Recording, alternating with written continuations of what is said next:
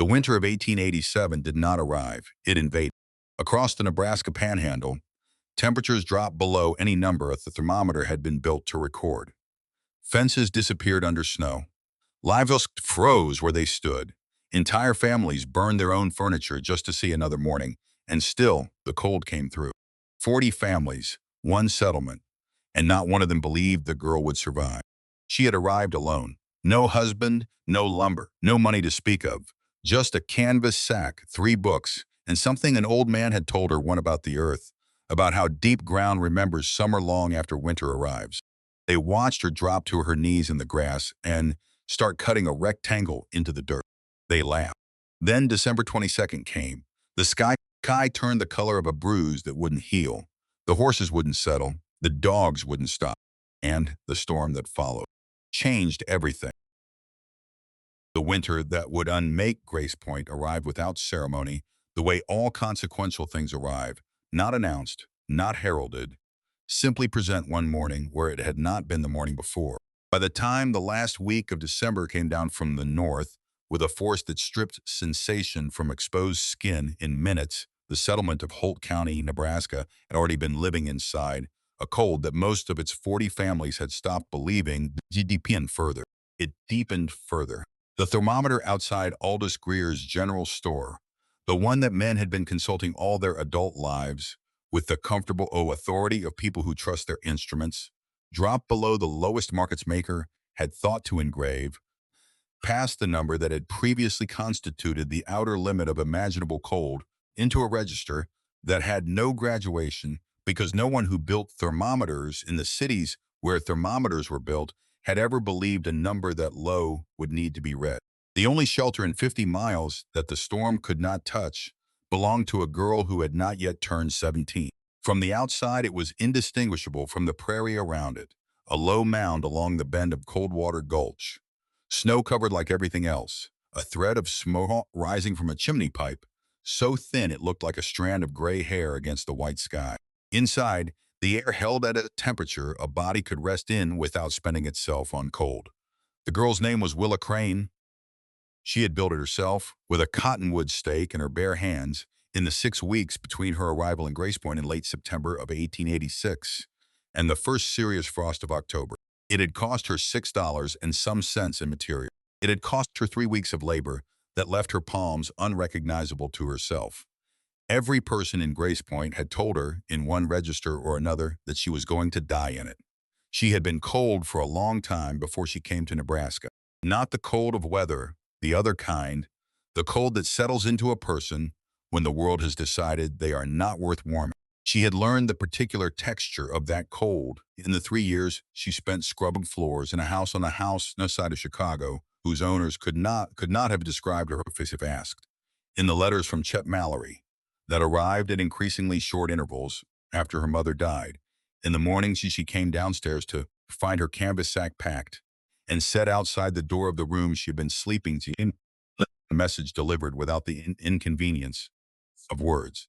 She had been 13 when her father died, and the house went quiet in a way that money could not fill. She was 15 when her mother sent her north to work in the Aldrich kitchen, pressing 3 books into her hands at the door with the particular care of someone giving away the most valuable thing they own. She had been 16 when her mother died, and she had learned in the months that followed that grief did not stop other people's floors from needing to be washed.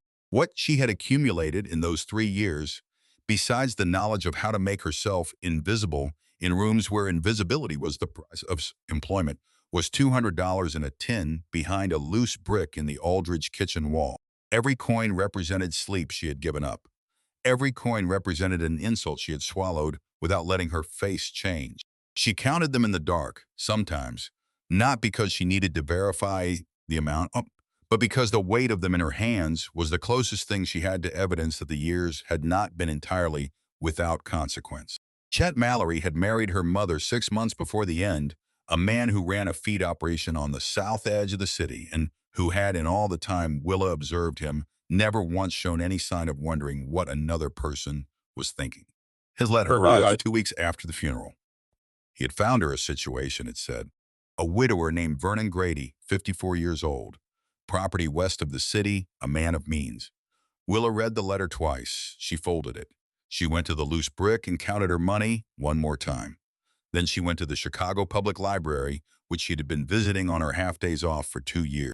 And she returned 3 books on the settlement patterns of the Nebraska Panhandle and borrowed nothing new, because she had already read everything they had on the subject. She knew the filing fee for a homestead claim. She knew the specific provisions allowing a single woman to file in her own name. She knew the acreage available in Holt County. She had known these things for longer than Chet Mallory had been writing his letters, because a person who does not make their own plans will find themselves living inside someone else's. On Sunday, she went to Mallory's house as instructed. Vernon Grady was there, a man with small eyes set close in hands that were large in a way that seemed intended for something other than work. Mallory delivered his case, her position, her prospects, the generosity of good men willing to overlook her limitations. She let him finish. The word came out of her quieter than she expected. No. Mallory's face changed color. Grady looked at his own hands. Mallory told her she was ungrateful, a useless mouth, that she would learn. She thanked them both for their time, walked back to the Aldridge house, told Mrs.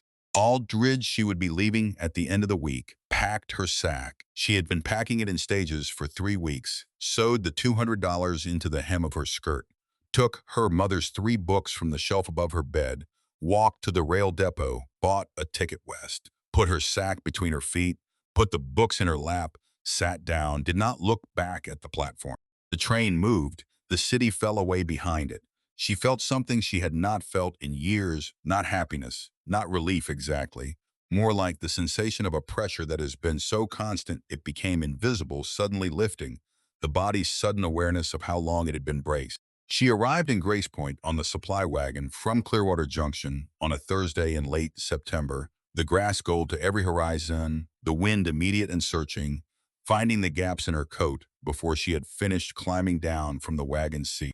The settlement was 40 families, more or less, arranged along a central track of packed dirt, a general store, a blacksmith's operation, a church of planks and pitched canvas, houses in various states of completion or deterioration. It had the specific quality of places that are in the process of deciding whether they will survive. Arlen Voss was the first person to address her. He sat on a horse the color of polished walnut at the edge of the main track, a man in his middle 40s, with the stillness of someone who has spent enough years being the most consequential person in any room he entered, that stillness has become a form of authority. His house stood 200 yards back from the track, 2 full stories of milled lumber, with real glass in the windows, visible from half a mile in any direction. He had a cast-iron stove inside it, freighted from Chicago at a cost that the rest of Grace Point repeated to each other in tones reserved for Scripture. He looked at Willa with the flat assessment of a man calculating effort against outcome. He told her the territory was no place for a girl alone. He told her he paid $3 a month to his domestic, room and board included, that it was considerably better than dying in a ditch, and that she might want to consider the offer before her options narrowed further. He said it as generosity. In his understanding of the world, it was. Willa thanked him and walked on. Edmund Farrow caught her at the land office while she was filing her claim on the 10 acres along Coldwater Gulch. He had been something in the Army once, a captain, mentioned early in conversations and often, and had devoted himself since to the serious study of frontier survival through the medium of a thick manual he had carried west from Ohio. He shook his head at her paperwork with the sorrow of a man confirming a prediction already made. The Gulch land was exposed on 3 sides to the prevailing north wind. The soil was clay-heavy, unworkable before November. A girl without construction knowledge or a man to assist her would not see February. He said it without cruelty. He said it the way the inevitable gets said, with a weariness that mistakes itself for compassion. She thanked him for the information, took her filed papers, walked out. Reverend Pruitt stopped her on the main track before she reached the edge of the settlement. Long-faced, certain in the way of men who have been listened to so long the capacity for listening has atrophied through disuse. The Lord did not extend his hand to fools who set themselves against the plain order of things. She should pray for a husband quickly.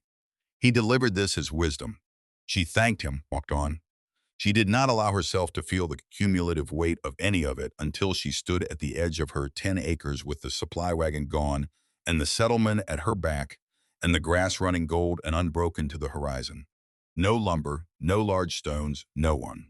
What she had was a canvas sack, 3 books, $6 remaining after the filing fee, a length of rope, a tin of kerosene, a knife, an iron pot, 2 tin plates, a wool blanket worn soft at the edges, a mattress thin enough to feel every stone beneath it, and a memory. The memory belonged to her grandfather, Eli Crane, dead 12 years, a man of the Appalachian Hill country, whose voice she could not reconstruct precisely, but whose words had a texture she could still locate if she reached for them in the right way. He had explained it to her the winter she visited with her father, when she was small enough to lean against his arm without effort. A few feet down, he had said, the temperature never moves much. Summer or winter, neither the heat of August nor the bite of January reaches it. The earth breathes different than the air. The earth remembers summer all through the winter. It remembers winter all through the summer. She had taken these words as a child takes the things old men say, as something between fact and poetry, held but not tested. She had carried them for 11 years without reaching for them once. Standing at the edge of 10 acres of Holt County clay in the last week of September 1886, she reached. She took out her knife, knelt in the grass, scored a rectangle. 10 feet on the short side, 20 on the long. The stake she cut from a dead cottonwood along Coldwater Gulch, straight, dense, sharpened to a point that would hold through a full day of driving into compacted soil. She went to Clearwater Junction the next morning for rope and nails around and came back and began. The first hour taught her what the panhandle had been hiding under its surface of gold grass. Soil packed hard as fired clay, threaded through with a century of grass roots that gripped it the way hands grip a rope they have decided not to release.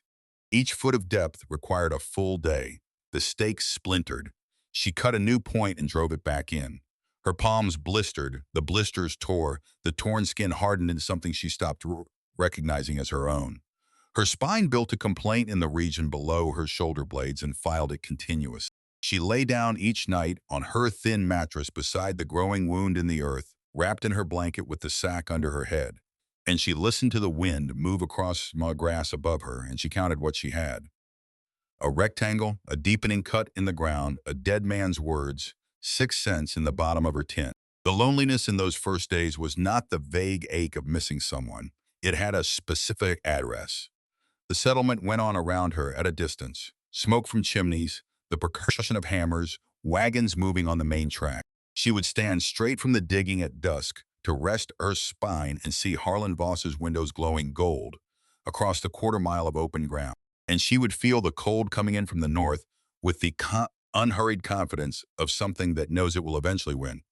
And she would understand with the flat clarity of arithmetic that not one person in Grace Point expected to see her alive in April. She let herself sit with this for exactly as long as it took to eat her supper. Then she put it down. Reverend Pruitt came on the third day. He stood at the lip of the excavation and looked down at her with his hands folded, and his expression composed into something between sympathy and certainty, which was the expression she had been encountering on men's faces her entire life. He told her she was digging her own grave with her own 2 hands. He told her the Lord built upward toward heaven, not downward into the dark. She drove the stake into the wall, looked up at him. The dirt was pressed into the creases of her knuckles. The cold was in her hair. The Lord gave us the earth too, Reverend. The earth knows how to keep its children warm. He went away muttering. She went back to her digging and found that the loneliness had loosened its grip by a fraction, the way it always did when she stopped allowing herself the small luxury of doubt. The fifth day brought the change that her grandfather's voice had predicted. The roots thinned. The soil darkened, softened, held a different quality under the stake. She stopped, pressed both palms flat against the wall. The cold that had been pursuing her since Chicago seemed to stop at the rim of the excavation and lose her. What the walls held was not warmth exactly, was the absence of cold, which in Nebraska in October amounts to nearly the same thing. She stayed with her hands on the dark earth without moving. The arithmetic was simple. The old man had been right. The earth was doing precisely what he had said it would do, and she was 6 feet below the surface of the panhandle, with ruined hands and 6 cents and a cotton blanket, and she was going to be fine. She did not shout, did not weep, drove the stake into the wall and kept going. The floor she built from creek gravel, carrying it up the bank in her skirt a load at a time, trip after trip, the small stones spilling against her hip. She laid each handful with the care that must have looked, from any distance, like a form of madness. She was not being precise for precision's sake. She was being precise because the floor was where the principle lived. Packed gravel would absorb the heat of her fires, release it through the night in the slow, patient manner of a material that has no reason to hurry. A floor badly laid would not hold. She had no margin for experiments that failed. The roof required the fallen cottonwood trunks from along the gulch. She hauled them up the bank with the rope looped around her waist, leaning into each log weight until her boots cut grooves in the mud. Each trunk weighed more than she did. She stopped every 10 paces for breath. She tore something in her left shoulder on the second morning that would not fully heal for 2 years. She did not stop. The geese were going over in long formations heading south, and the mornings were coming up stiff with frost. And she could read the calendar in the behavior of the animals as clearly as she could read words on a page. She laid the trunks across the width of the pit as rafters, then went out into the surrounding grass with her knife and learned the labor of cutting sod. The sod came up in blocks, each one the weight of a stone, the root systems binding the soil into a mat tough as woven leather. She cut them, carried them, laid them across the rafters in 3 deep courses until she had a foot of living earth overhead. The roof breathed. In spring, it would green. The weight of it settled onto the cottonwood timber and held. For the front wall, she drove cottonwood posts upright into the ground, side by side, packed like the gaps between them with dry prairie grass, sealed every seam with a mortar she made from Coldwater Gulch clay, mixed with more grass and enough water to bring it to the consistency of stiff bread dough. She worked it with her bare hands in the cold until every gap was closed. Dried, it was nearly as hard as the sod above it. From a wagon she found half buried in the creek mud, abandoned by someone who had given up on Nebraska before she pried enough planks to build a door. Crooked, repaired twice before she was satisfied, hung in a frame of clay and flat stones from the creek bed. The firebox she built from river stones, smooth, round, polished by water, the variety least likely to crack in heat, stacked in the corner farthest from the door, joints packed with clay, a chamber compact enough to heat efficiently with small fuel. The chimney she made from empty kerosene tins, others had discarded, flattened, joined end to end, every seam sealed with clay inside and out. The shine ended for those would be small enough to warm the stones, not enough to push the tin past what the clay could hold. This was the principle her grandfather had given her. The target was not the air, which would escape through every opening the moment she turned her back, but the mass around her, the earth itself, which would give back what it received over the long hours of the night at the earth's own pace, which was slower than any iron stove and more reliable than any material made by human hand. The vent she dug last, a narrow channel cut through the back wall at floor level, sealed with a plug of compressed sod she could open with 2 fingers. She dug it because a voice in the register of memory, her grandfather's voice running under her other thinking, told her that enclosed spaces needed a way to breathe. She could not have cited a mechanism. She knew it the way she knew the floor needed gravel and the wall needed compression, not as theory, but as the body's understanding of what it requires to stay alive. Total cost in materials, $6 and some cents. The labor she did not price because the labor was not currency, the labor was the point. She stood inside the finished shelter on a gray afternoon in late October, with the crooked door shut against the panhandle wind, the thin light coming through the door's frame frops, the stillness of the interior settling around her. She had built something that no one in Grace Point believed she could build. Not with triumphant feeling, with something quieter than triumph, something that had more in common with the relief of an argument finally resolved. She lit her first fire. Twigs no larger than her fingers, a combustion no bigger than 2 fists pressed together. The warmth filled the space with a speed and evenness that still surprised her. Not the violent fluctuating heat of an iron stove, but something that came from the walls and the floor and the packed earth overhead, steady as breath, reliable as the ground's own temperature had proven itself to be at depth. She shut the door. She listened to the wind fail to reach her. That night, she slept without shivering for the first time since October of the previous year. And the river stones gave the warmth of the afternoon fire back through the dark at the rate of something that has no reason to rush, and her lungs did not ache when she breathed. November settled over the panhandle. Willa found the rhythm of a life reduced to its necessary elements. Fire before dawn, the porridge she made from the flour and dried corn she had rationed carefully, the hours of reading by lantern light, the small repairs to the shelter that each week of cold revealed as necessary. She was not unhappy. She had been unhappy in the Aldridge kitchen, in the room above it, in the posture of invisibility she had worn for 3 years like a second skin. This was something else. A life pared to its bones, but the bones were hers. Mrs. Dora Kemper appeared at the crooked door one morning in the second week of November with a loaf of bread, set it on the threshold without explanation, turned to leave. She was 50, moved with the efficiency of a person who had learned long ago to distinguish signal from noise. She had watched Willa from a distance since September, not with hostility, with the reserved attention of someone deciding whether a thing is worth the trouble of her interest. Willa's voice stopped her. "What do you want to know?" Kemper turned partway. Her husband had built their house using Pharaoh's manuals. 3 nights ago, the clay chinking had started cracking in the cold. She wanted to understand what the girl was doing, that her shelter did not need chinking repaired. That was all. No apology for watching, no explanation for the delay. Willa stepped back from the door and let her in.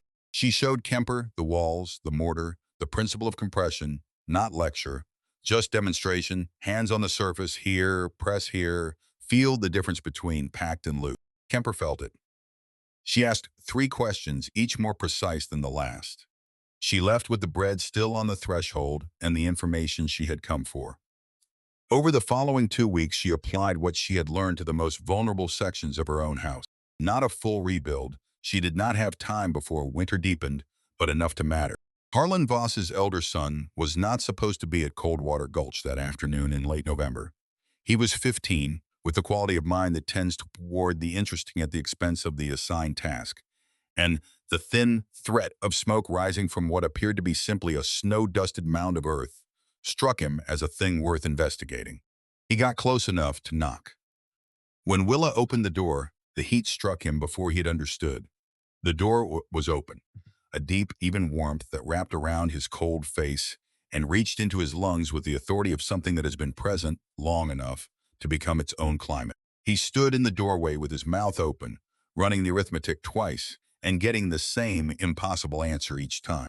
The firebox held a flame no larger than a house cat. The walls were packed earth. The floor was creek gravel. There was no iron, no freight cost, no Chicago provenance. Father Stu heats the air, Willa told him. Air runs the moment you open a door. My fire heats the earth. The earth doesn't go anywhere. He carried those words home like something he was afraid to drop. Harlan Voss listened to his son's account with the expression of a man hearing something he has already decided cannot be true. He told the boy he was exaggerating. The girl had thrown a heap of fuel on the fire the moment she heard footsteps, put on a performance for whoever came calling. No one could be genuinely warm in a hole in the ground. It violated the logic of investment. He had spent more on his house than most families in Holt County had spent on everything they owned in their first 2 years. And the warmth it produced was proportional to that investment, which meant the girl's warmth could not be what his son described, because the arithmetic didn't allow it. He delivered this theory with conviction. He kept delivering it to himself in the following days, while his son spent 2 hours each morning at the woodpile, and his wife's cough deepened, and the wind found new gaps in the milled lumber that had been guaranteed against the panhandle by men who had never spent a winter on the panhandle. The theory developed a splinter quality. The more he examined it, the further in it went. He went behind his own house with a spade on a Tuesday afternoon and dug. He stopped at 4 feet, the soil still cold at that depth, still the climate of the surface, and laid planks across the top and climbed in and found the cold he had expected. Colder, if anything, than the open air, and climbed out with frozen fingers and a fury he could not locate a proper target for. He dug again, deeper this time, but did not pack the walls, and the loose earth gave him the cold of loose earth, which was significant. He tried sealing the gaps in his actual house with the clay and grass mortar he had heard the girl used, mixed it wrong, watched it crack in sheets the first cold night. Each failure made the splinter go deeper.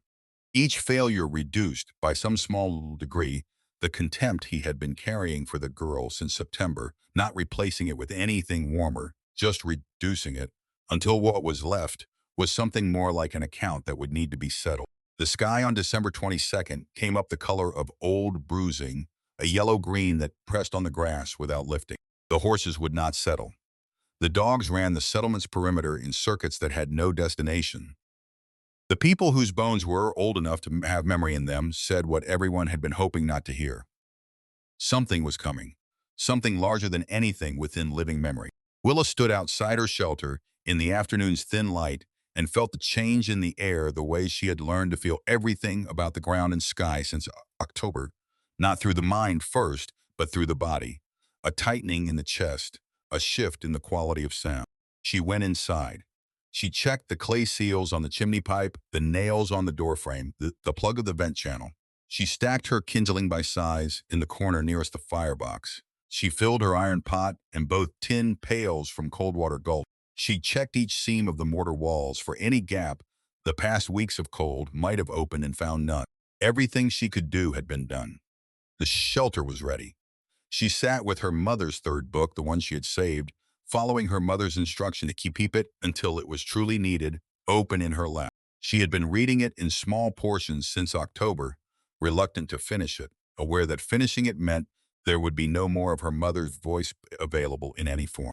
The last page had writing in the margins she had not noticed in previous readings, small letters in the hand she recognized from the labels on jam jars, from birthday notes, from the address on the envelope that had contained the news of her father's death. She held the lantern close. Willa, you were not made to endure. You were made to build. She read it twice, closed the book, set it on the gravel floor, pressed her palm flat against the south wall, and held it there until the warmth of the earth came through the soil she had compressed and sealed and taught to hold what it received. Outside, the wind found a new register. The storm arrived. It did not arrive with the sound she expected. It came as an all-at-once thing, the way certain decisive events arrive, not built to, not graduated, simply present at full force between one breath and the next. The wind hit the mound with a force she felt through the sod overhead as a physical pressure, something enormous passing over, and then it passed and the interior was still. She fed the fire one stick. The warmth stayed. The storm could not find her. Outside the mound, grass was coming apart at its seams in the sick way of things built on wrong assumptions, not all at once, not dramatically, but in the accumulating manner of a discovering that the theory behind it did not account for the actual conditions of the world. Harlan Voss understood this before his family did. He had been feeding the iron stove for 6 hours by the time the arithmetic of the woodpile clarified itself past the point of reframing. The stove was a beautiful machine. He had paid to have it shipped from Chicago because the man who sold it to him had described it as best available technology for heating a home in extreme cold. And Voss had spent his life understanding that best available technology, properly purchased, solved the problems it was designed to solve. What the man in Chicago had not told him, because the man in Chicago had never spent a winter in the Nebraska Panhandle, was that best available technology for heating air in a structure with real glass windows and milled lumber walls was not the same thing as best available technology for keeping a family alive through a storm that had decided, in the manner of storms that become historical, to find the weakness in every system it encountered. The weakness in Voss's system was the air itself. The stove heated it. The air, once heated, followed the physics of heated air in a leaking structure. It rose, it found the ceiling, it found the gaps between the lumber boards that the cold had worked open over the preceding weeks. It departed. The stove then had to heat more air. The wood pile then had to feed the stove. By midnight, he had burned 2 chairs. By the early hours of morning, I was trimming fence rails from the paddock enclosure with fingers that had lost their finer sensations, working by feel in the dark, telling himself this was temporary. The smoke backed down the chimney pipe each time and the wind shifted direction, which was often. His wife's cough had developed a wet quality in its lower register that he was working to not hear clearly. His sons had gone past the crying stage into the wordless place that children reach when fear has finished its cute phase and left something quieter in its place, quieter and more alarming. He looked at them under their horse blanket in the corner, farthest from the window. He had built this house to be seen. 2 stories, glass windows, iron stove from Chicago. The house of a man who had made something of himself in a place where making something of yourself was not guaranteed. The house was now a statement about a different kind of man. A man standing in his own beautiful room full of smoke, while the temperature toward countryside had dropped another degree and his younger son's lips took on a color he refused to name. Edmund Farrow's cabin was having a structural conversation with the storm that Farrow could follow with the precision of a man trained to read the behavior of systems under stress. The roof was the subject of the conversation.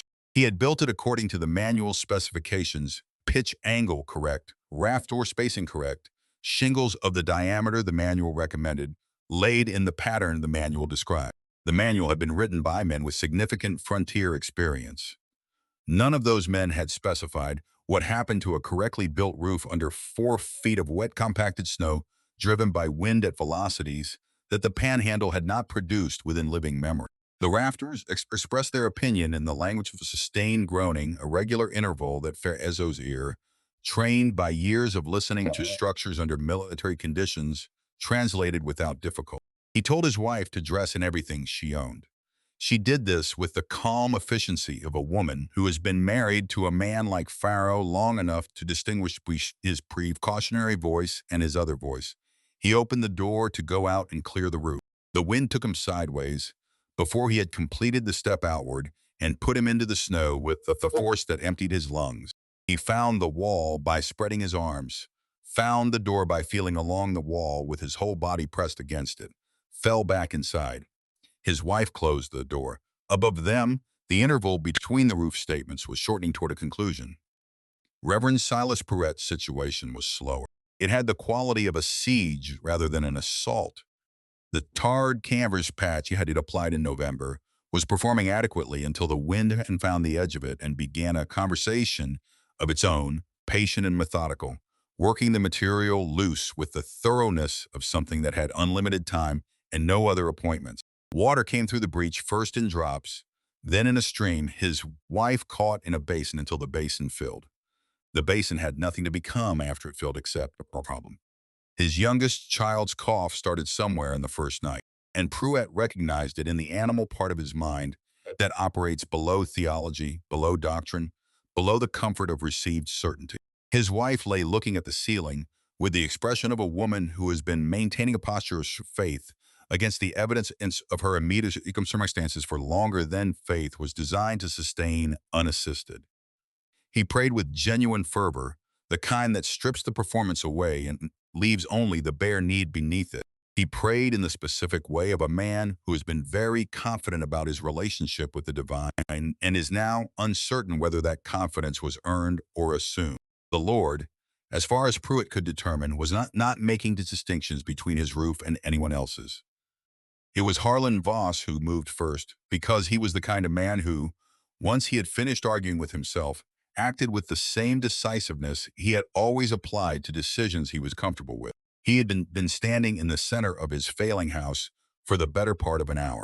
The stove behind him was burning the last of the fence rails. His younger son's lips had not improved in color. His wife had gathered both boys under her own body in the manner of a person who has run out of other options. The story his elder son had brought home from Coldwater Gulch in November, the wave of heat from the open door, the small fire, the impossible warmth, had been sitting in Vivas' chest for 5 weeks with the quality of a debt that had matured past the point of deferral. He gathered his family.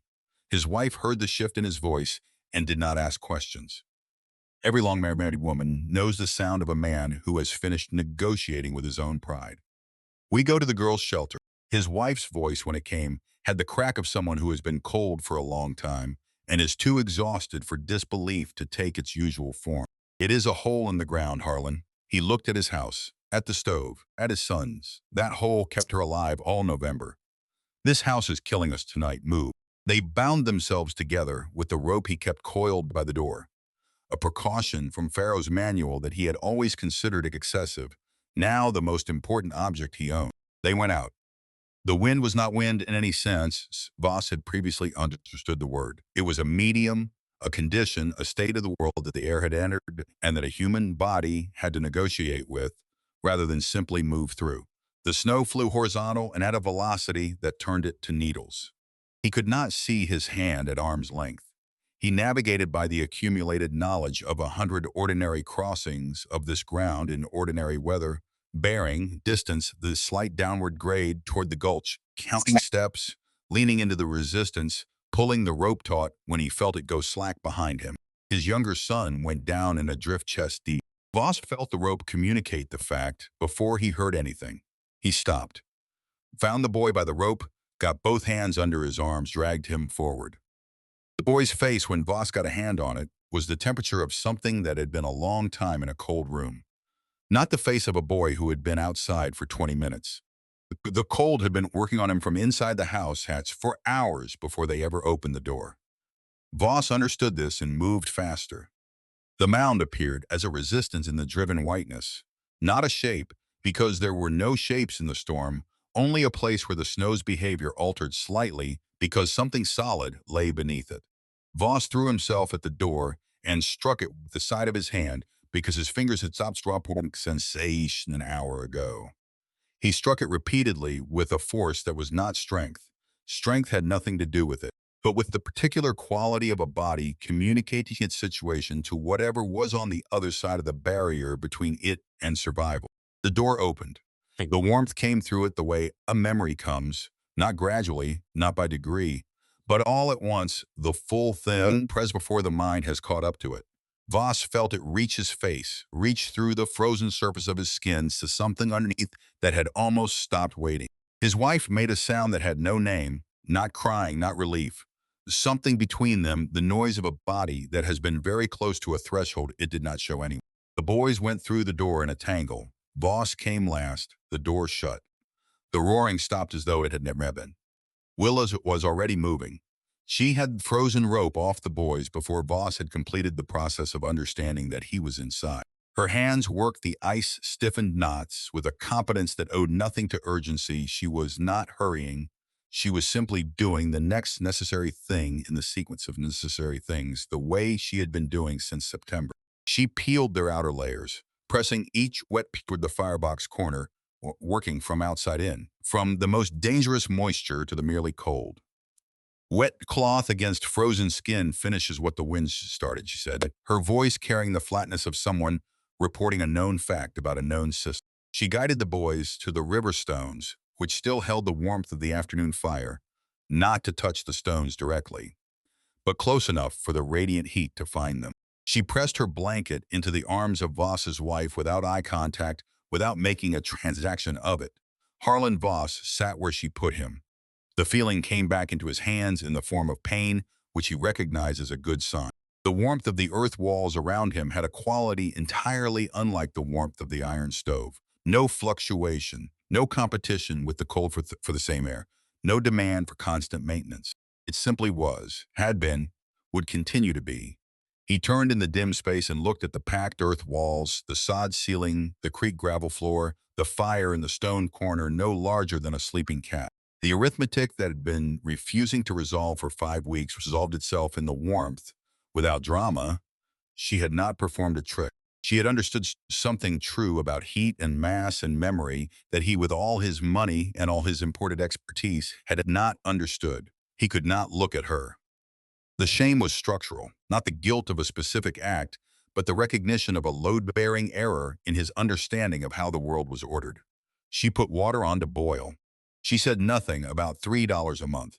Edmund and Pharaoh and his wife arrived an hour into the storm's sustained fury, connected by a length of clothesline Pharaoh had tied between them when the roof statements became a single continuous declaration. They had not looked back at the cabin. Pharaoh sat on Willa's gravel floor with his back against the warm earth wall and did what he had trained himself to do throughout his military career when confronted with information that contradicted his prior analysis. He observed, cataloged, and revised. The shelter around him was warmer than any wood frame structure he had ever occupied. It had been built by a 16-year-old girl with a cottonwood stake and $6. His manual, which he had carried west with the reverence of a sacred text, had not contained a single reference to the principle that made this possible. He did not yet know what to do with this fact. He held it the way you hold a thing that is too large for your current hands. Reverend Pruitt came last, in the dead center of the night when the storm had found its cruelest register. He did not knock. He was standing at the threshold when Willa opened the door. She had heard something, some alteration in the storm's texture at that specific location, and opened the door to find him there, holding his wife against his chest in the posture of a man who has been walking a long time and has reached the end of what his body will do. His wife's feet hung loose. Her face was against his shoulder. His 4 children stood behind him, the oldest one, perhaps 12, holding the youngest against her hip with the child who has been performing an adult's necessary function for long enough that it has become simply her function. Pruitt did not speak. He held his wife out. That was all. The gesture of a man who has exhausted every other resource and arrived at the one place where the only available action is to give the most precious thing is carrying to the one person who might know what to do with it. Willa took the woman from him before he had completed the offering. She carried her to the warmest point of the floor, closest to the river stones, along the wall that had been absorbing heat since morning, and laid her down with care, 2 hands supporting the head. She established the breathing first, 2 fingers at the throat, before she did anything else. The pulse was there. The breathing was shallow and rapid and wrong in its pattern, but present. Willa began the work of returning a body from the temperature it had reached to the temperature it needed, doing it slowly, doing it the way the earth did everything, without rushing, without drama, with the patient confidence of something that knows the principle is sound. Pruitt stood in the remaining space among 14 bodies on a gravel floor in a shelter built for one, and looked at his wife and looked at the packed earth walls and looked at the girl working over his wife with her sleeves pushed to her elbows. He was a man who had made his life in the currency of words, who had built his public identity entirely through the precise application of language to human experience. He had nothing to say. The barn at the edge of Grace Point, where he usually found his words, was half a mile away in a storm that had already demonstrated what it thought of human structures. His house was open to the sky. His wife was on a stranger's floor. The man who had preached of building toward heaven was standing in a hole in the ground, and the hole was the only thing in Holt County that the storm had not been able to reach. 14 people in a space built for one produced warmth in excess of what the small fire contributed. The heat of combined bodies raising the interior temperatures in the slow arithmetic of mass and enclosure. Within the hour, the candle Willa had lit guttered and went blue at the base. The children pressed their hands to their temples. Voss's wife turned her face to the wall. Pruitt's wife, who had begun breathing in longer intervals, shifted back toward the rapid, shallow pattern. But Willa read the candle flame without moving from where she crouched, blue at the BBXC shrinking. She had seen it once in a closed root cellar in Chicago, 3 children who had hidden inside on a dare, and she knew what the blue meant before she had assembled the knowledge into conscious language. She moved through the bodies with care, stepping between them until she reached the back wall. Her fingers found the sod plug by feel, at the point she had located when she dug the channel in October, her grandfather's voice running beneath her other thinking. The hummock must breathe just enough, just a finger's width. She pulled the plug free. The air that entered was cold enough to register on the skin, but so thin a thread of it that no one shivered. The candle straightened, went from blue to yellow, as the yap and the ebb in the rather gradual manner of a weight being incrementally removed. Pruitt's wife drew a long breath. Then another, the rapid shallow pulling eased. Willa crouched by the open vent with her palm cupped to the flow and held it there, monitoring the balance between the cold coming in and the warmth the earth walls were radiating outward. She had dug this channel in October, before there was any storm, before there were any guests, before anyone had given her a reason to think about what 14 people breathing in her shelter would require. She had dug it because the principle required it. A closed space without airflow becomes a trap for the wrong kind of air. And the hummock must breathe, and she had trusted the principle enough to act on it without knowing the specific circumstances in which it would matter. The earth gives you warmth, she said, not as a lesson, not for anyone in particular, in the voice of someone confirming a thing they have been carrying long enough that it finally wants to be said aloud. The air you have to give yourself. A shelter has to breathe to stay alive. She said nothing else. The vent did its work. The candle burned steady. The fever in Pruitt's wife broke in the hour before dawn, the stored warmth of the earth walls, holding her body at the temperature the crisis required until the crisis resolved, doing for her what no medicine available in Holt County could have managed, and doing it with the indifferent reliability of a material that does not know it is performing a service. Pruitt watched wife's face change as the color returned to it. He watched it the way a man watches a thing he has come very close to losing permanently.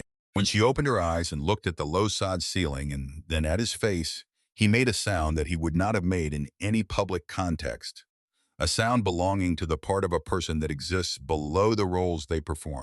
He folded forward over his knees. He did not pray. He had been praying for 6 hours. What he did instead was the more difficult thing, with the fact of where he was and what had saved him without trying to translate it into the language of his prior certainties. The storm held 2 full days. 16 people by the second afternoon, when Doric arrived with her daughter through a gap in the storm's intensity, her husband having gotten them out through the back of her house. When the front wall began to speak in the language Pharaoh had already heard from his roof. Kemper had reinforced the critical sections of her house in November, following what Willa had shown her. But the storm's specific character had found the sections she had not reached in time. She entered without drama, assessed the available space, positioned herself and her daughter where they would generate warmth without consuming disproportionate air, and began to help Willa manage the distribution of water and the monitoring of the most vulnerable people without being asked to do any of this and without discussing it. It was the most natural collaboration Willa had experienced since she arrived in Grosse Pointe.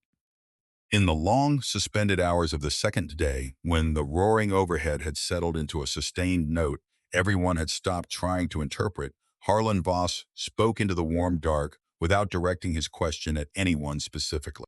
"I spent more on my house than most families in this county earn in 2 years," he said. "How does this place hold what my house couldn't?" Willa fed the fire a single stick before she answered. "The iron stove had heated air," she told him. Air was a faithless material. It left through every gap, rose to every ceiling, fled through every door the moment someone opened it. Her fire heated the earth. The earth did not leave. It received what she gave it, held it at the rate of its own choosing, returned it through the night at the pace of something with no reason to hurry. She was not fighting the cold. She had simply arranged for the ground's own memory, its recollection of August, to do the work that money and iron could not. Voss was silent for a long time. Pharaoh, who had been listening with his eyes closed, said something addressed to no one in particular. "My manual never mentioned this once."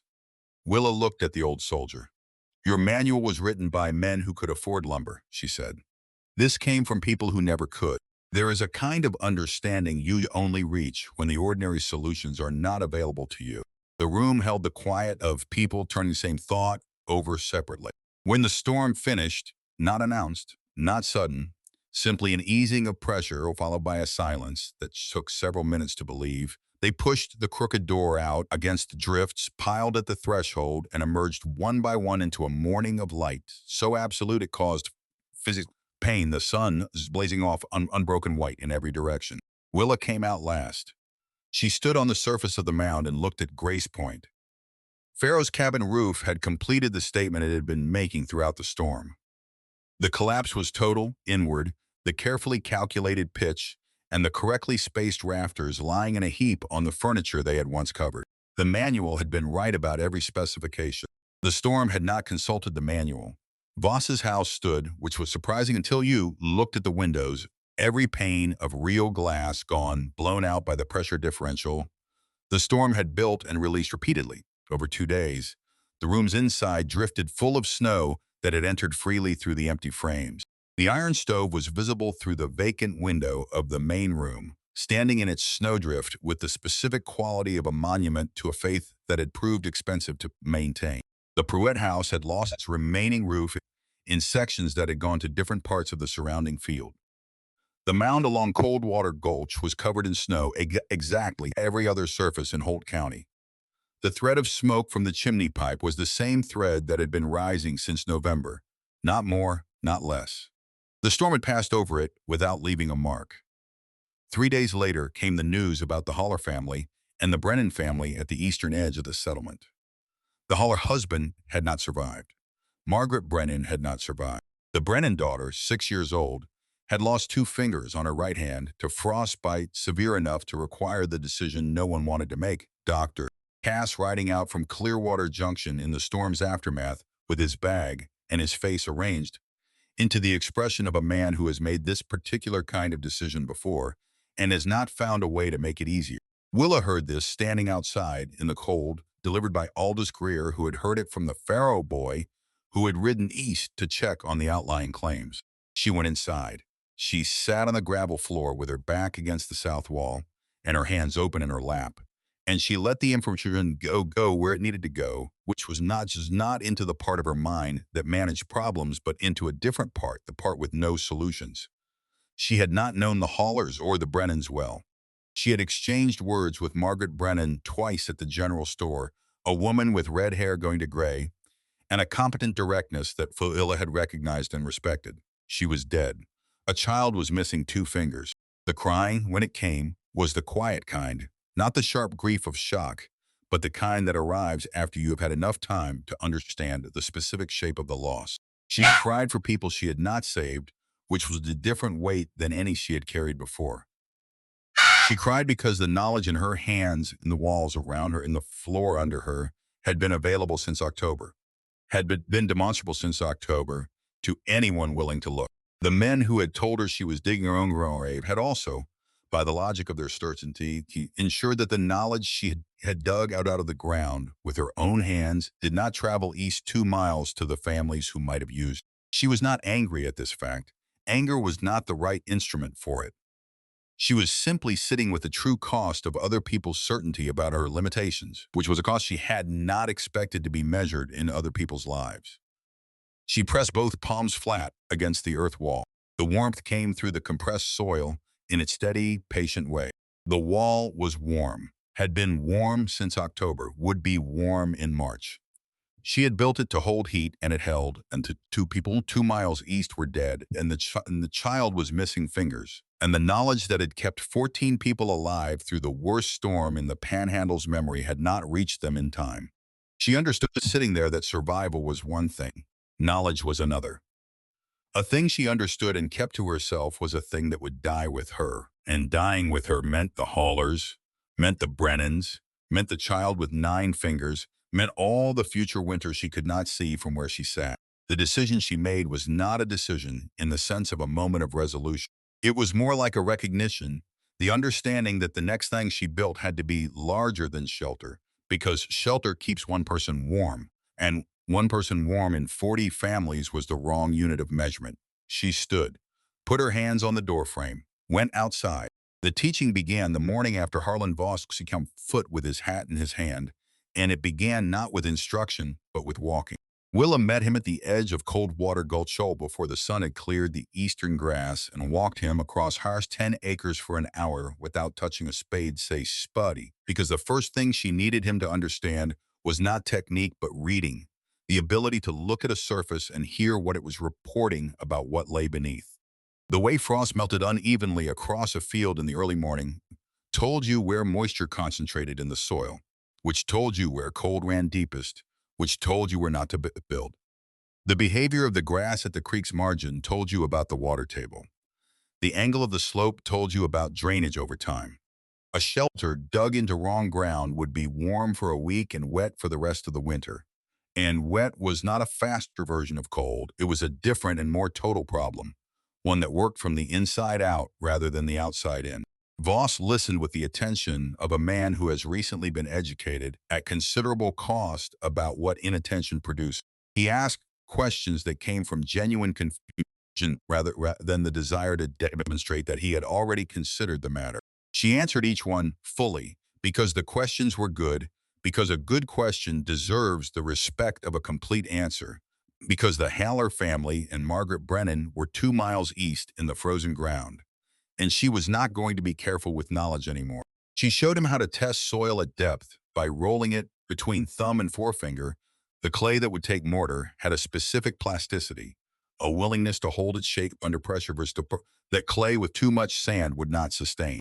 She showed him how to identify the thermal layer, the point at which the Earth's temperatures stabilized into its year-round constancy, not by instrument but by feel, both palms pressed flat, waiting for the change in what the ground reported. She showed him the difference between a packed wall and a filled one. Here, press here, put your shoulder behind it. Feel how the compressed surface pushes back differently than the loose material beside it. You are not filling a hole, she told him, standing in the pit he had dug correctly on the second day, both of them below the surface with January sky a pale rectangle above. You are teaching the earth to hold a shape it has never held before. The patience that requires is the same patience the earth has always had. You are borrowing it. He was quiet for a long time after this. Then he took out a small notebook and wrote something in it, and she did not tell him to stop. Edmund Farrow arrived at the site on the third morning without announcement, carrying his own tools and wearing the expression of a man who has made a decision that cost him something and intends to honor the cost by not referring to it. He had spent 2 nights in the Kemper house, sleeping in the section Dora had reinforced in November, and the warmth differential between the fortified walls and the original structure was not a theoretical quantity to him anymore. It was something his body had measured directly. He set his tools down beside Voss's tools and looked at Willa without speaking, which was his way of asking. She taught him differently than she taught Voss because the error was different. Voss had trusted money to solve problems that money could not solve. Farrow had trusted documentation, the belief that if a thing was worth knowing, someone had written it down correctly, that the written version was the authoritative one, that his job was to find the right text and apply it faithfully. The correction for this was not to give him better documentation. It was to show him the gap between any text and the specific conditions of actual ground. She spent more time with him on the vent channel, on the question of what a closed system does to the air inside it over time, on the principle that the extruder which cannot release pressure will eventually fail in ways that no specification of materials or angles can prevent. She showed him how she had sized the vent opening, not from any precaution, but from the principle of sufficiency. The smallest opening that would do what needed doing, determined by the feel of the airflow against her palm. He measured it with the carpenter's rule he kept in his coat pocket. She let him measure it. The measurement was not the point. The point was that he now knew where the measurement came from, which was not a table in a manual, but a hand held to a wall in a dark shelter full of 14 people who needed to breathe. Reverend Silas Pruitt did not come to the construction sites. His situation required a different kind of engagement, and he came to it differently, alone on a gray morning in the first week of January, walking with his hands at his sides, nothing prepared. She let him in. He sat on the gravel floor because there was nowhere else, and he looked at the wall she had built with a stake in her bare hands. And he walked, and he was quiet for long enough that she began to understand he was not speaking language. He was sitting with something that did not want to be made into language quite yet. I told you this was a grave, he said finally. The words had the texture of something worn to its actual material. I told you the Lord builds upward. He stopped, started again from a different place. My wife is alive. My children are alive. I carried her a mile through that storm, and I could not have carried her another 100 yards. He held his hands open on his knees, looking at them. You were the answer to a prayer I didn't know how to pray correctly.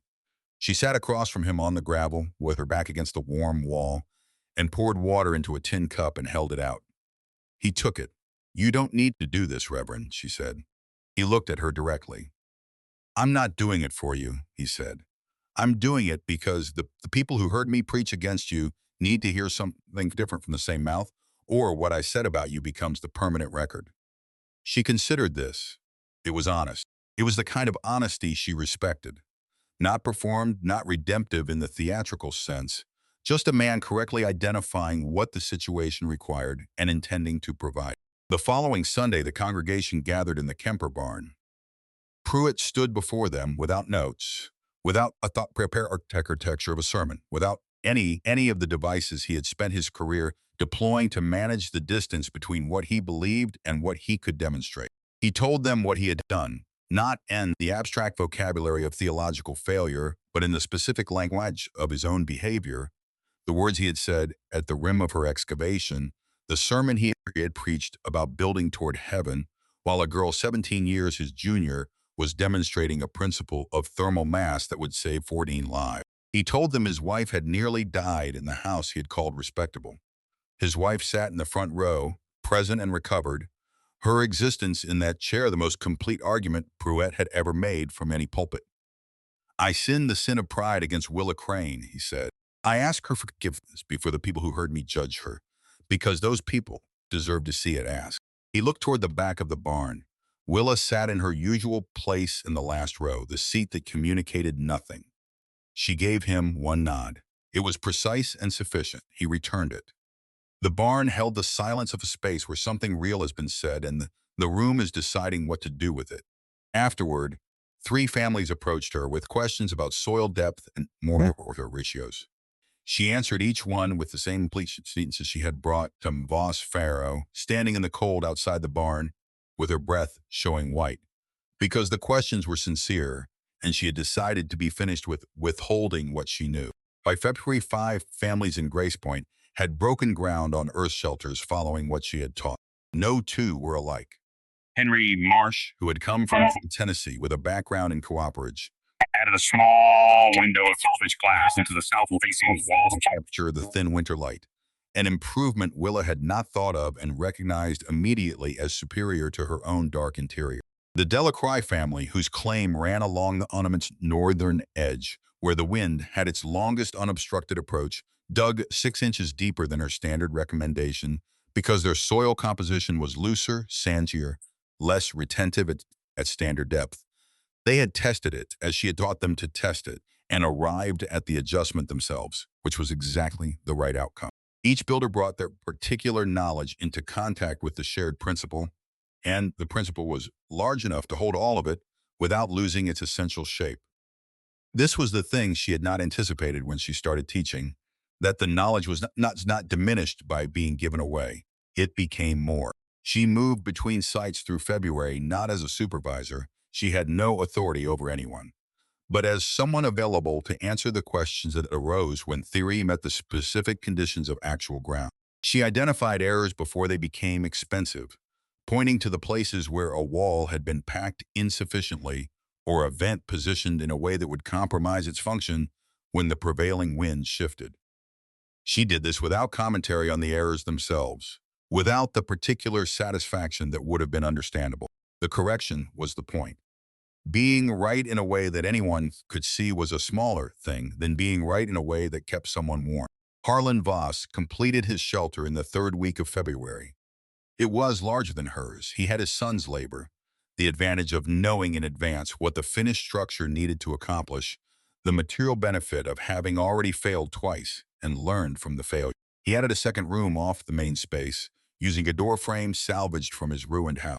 The iron stove remained visible through the empty window frames of the original 2-story structure, standing in the drift that had formed inside the main room, and he left it there through February and into March.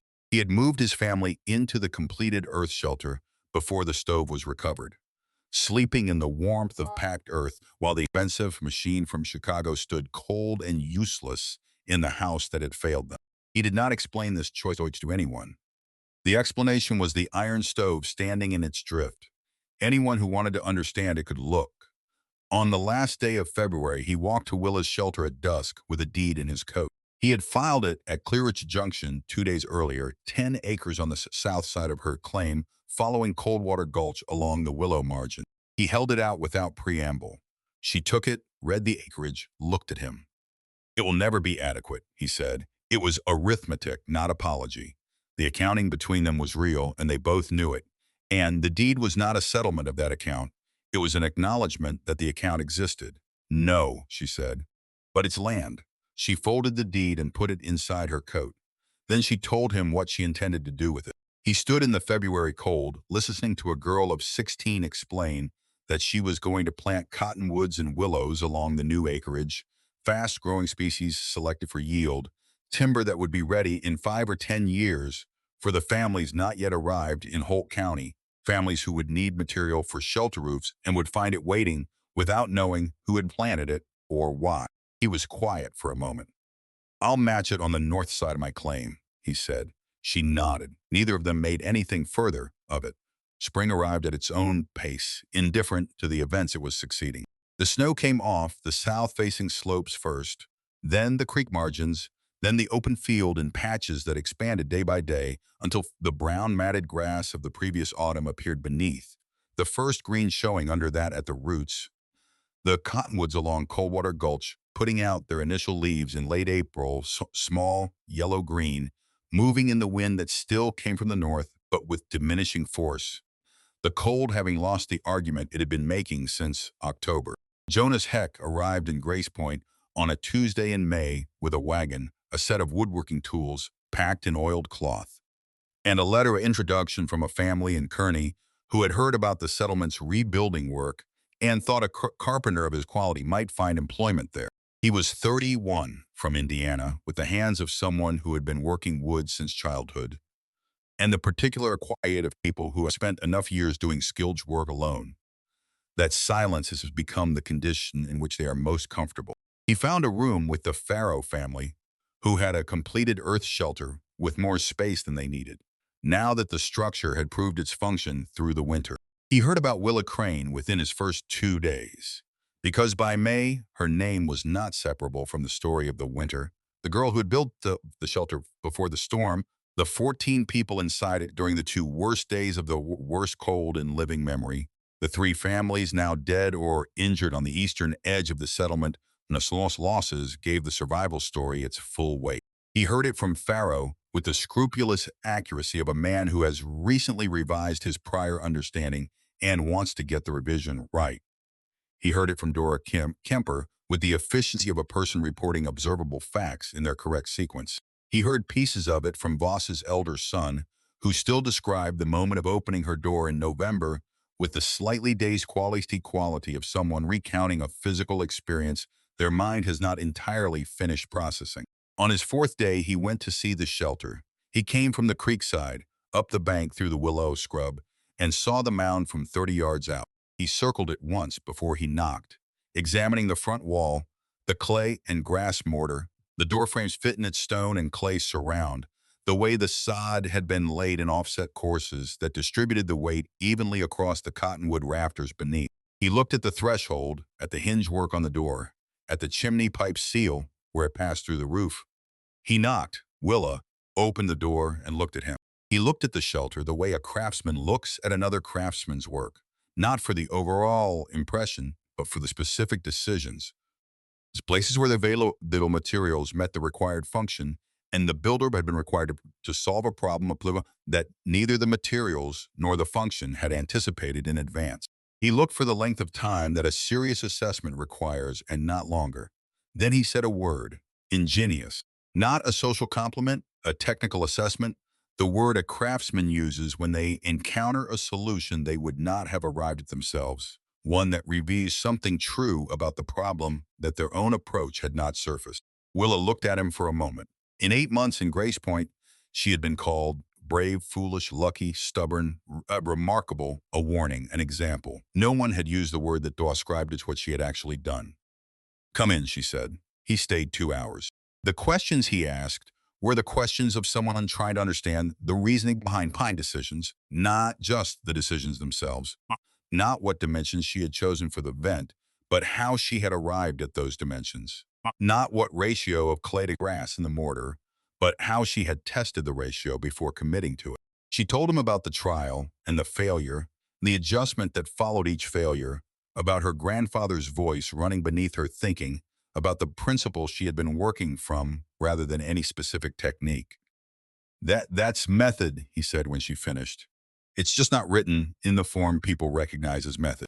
She had not thought of it in those terms. She thought of it in those terms afterward.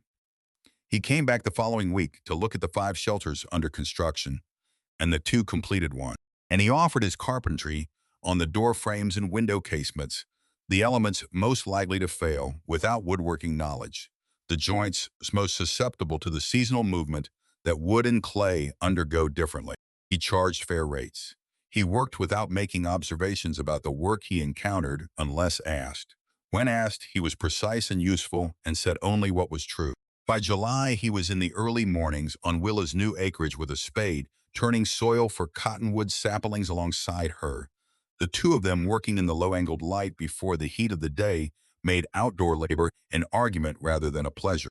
They did not talk much during this work. The work was sufficient. The specific communication of two people who have been in enough to anticipate each other's next movement without discussion. The way the rhythm of one person's labor accommodates itself to the rhythm of others when there is no friction between them. She noticed that he worked the way she worked, attending to the specific task without performing his engagement with it. He noticed that she moved across the ground with the authority of someone who had been in conversation with this particular land long enough that the conversation had become a relationship. In September, on a morning when the first cool edge in the air announced that the calendar was about to change again, he stopped working and looked at the creek and said without particular ceremony that he thought they could build a house. A proper house, not instead of the shelter alongside it, a wood frame structure that incorporated what she knew about heat and mass into its foundations and wall construction. His joinery combined with her understanding of how warmth moved through material. She looked at the mound of her shelter, which had kept her alive through the worst winter in Panhandle memory, and kept 14 others with her, which had stored her family's food this summer just concluded in the constant cool of its interior, which had become not simply a shelter, but an argument-proof compressed into packed earth and riverstone. The answer to the hardest problem had been available all along. Anyone willing to go down far enough to find it. Together, she said. He said that was what he meant. She was quiet in the way that she was quiet when she was not hesitating, but thinking. The silence of a mind working rather than a mind avoiding. Then she said yes. They built through the autumn of 1887 and finished in the first weeks of 1888, the new house standing 100 yards from the mound, wood frame but founded deep, with a layer of packed earth between the outer and inner walls that Jonas had worked out across 3 weeks of evening conversation with Willa. The sod insulation of the shelter's original roof replicated in modified form above ceiling of the new structure. It was warmer than any wood frame house in Holt County. It cost less to heat than Voss's rebuilt shelter, which was itself dramatically less expensive to maintain than his original house had been. Word of this traveled the way genuinely useful information travels in communities where the winters are serious, not as news, but as the thing that people will tell each other because it matters for their survival. They married in the spring of 1888. Reverend Pruitt performed the ceremony with a gravity that held at everything that had passed between his prior sergeantcies in this moment without making a speech of it. Dora Kemper brought food. Voss came with his family and stood at the back with his hat in his hands, which by that point in their acquaintance had become the form his respect reliably took. On the first night of the following winter, Willa went alone into the old shelter. She carried a candle. She sat on the gravel floor with her back against the south wall, the wall she had packed first, the wall she had pressed her palms against in October of 1886 to confirm that what her grandfather had told her was true. And she let the warmth of the earth come into her through the soil she had compressed and sealed over the course of those 3 weeks of labor that had left her unrecognizable to herself. The candle flame was steady. No wind reached her here. Outside, Jonas was banking the fire in the new house, the fire that would warm walls built on the principles she had dug out of the ground with her bare hands. The cottonwood saplings along the creek were in their second winter, growing. The families of Grace Point were in structures that would hold. She had been cold for a long time before she came to this ground. Not the cold of weather, the other cold, the one that settles into the bones when the world has decided this person a ton is not worth warming, when the rooms they occupy are designed to make them invisible, when the plans made for them have no room in them for the question of what the person wants. She was not cold now. She had not been cold in the way that mattered since the first night she slept in the open pit before the roof existed, when the earth kept its promise and the wind lost her at the rim. She took the small knife from her coat, the knife her mother had packed at the bottom of the canvas sack, below the books, the knife she had used to score the rectangle in the crease on this last day of September 1886.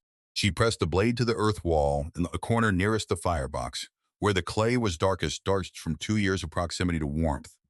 She carved small and careful, in the letters her mother had taught her in a Chicago kitchen, in the years before everything went quiet. Not on the door, not on any surface visible from outside. In the corner in the dark where only she would see it. WC 1886. She held the candle close, looked at what she had made. Then she stood, ducked through the low door, walked across the frozen ground toward the light in the window of the house she had built with her own hands alongside another person's, which was a different thing than building alone. Not better or worse, just different. The kind of different that means you have moved from one part of your life into another part, and the movement was chosen rather than forced, and the ground you are standing on is ground you know. Behind her, the earth held its temperature. It had held it through 2 winters. It would hold it through the third. The warmth in those walls did not require her presence to continue. She had given it to the ground. The ground, what it received, that was the whole principle, the only principle. The thing her grandfather had been trying to give her in the hill country of the Appalachians when she was small enough to lean against his arm, and the words had gone into her like seeds into soil that was not yet ready. The ground does not forget what it holds. It is never forgotten. Every hand that ever pressed against it, with enough patience to wait for what it offered, already knew that. And the answer it gave back was always the same, steady, unhurried, at the temperature of something that has been keeping its promise longer than anyone alive has been run around to receive it. It holds. That is all. It has always been enough.